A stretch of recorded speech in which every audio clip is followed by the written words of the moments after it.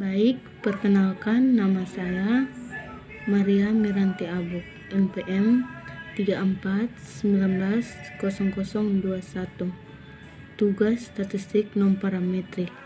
Di sini yang saya ingin jelaskan adalah uji satu sampel atau chi-square test binomial test.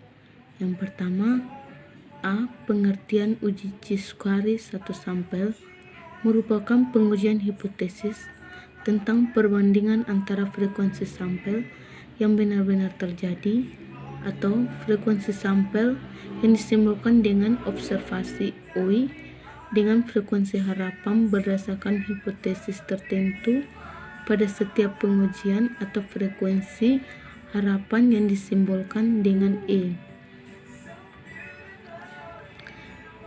Yang kedua, syarat penggunaan uji square.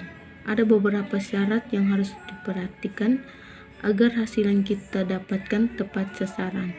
Yang pertama, data yang digunakan memiliki jumlah sampel yang besar.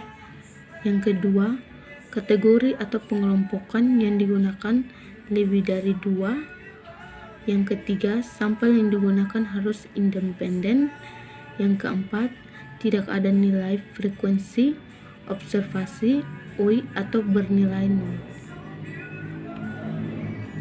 Yang berikut kita masuk dalam prosedur uji chi-square satu sampel.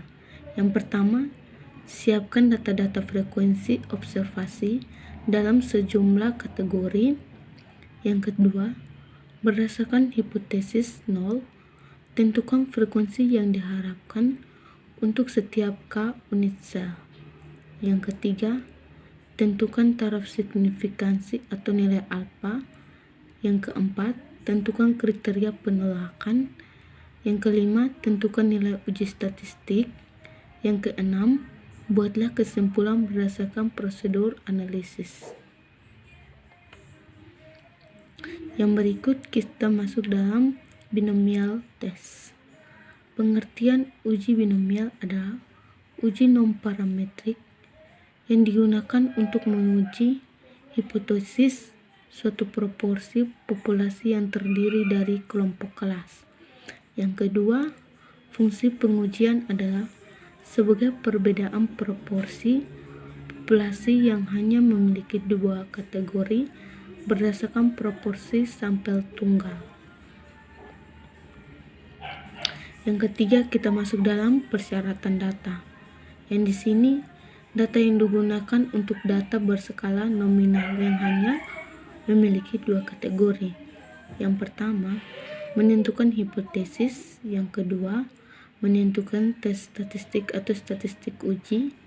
Yang ketiga, menentukan tingkat signifikansi atau menentukan daerah penolakan.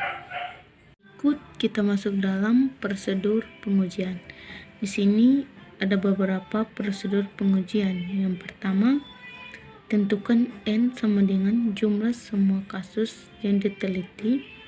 Yang kedua, tentukan jumlah frekuensi dari masing-masing kategori. Yang ketiga, jika N dan P sama dengan Q 1/2, kemungkinan satu sisi akan kemunculan harga X yang lebih kecil dari pengamatan.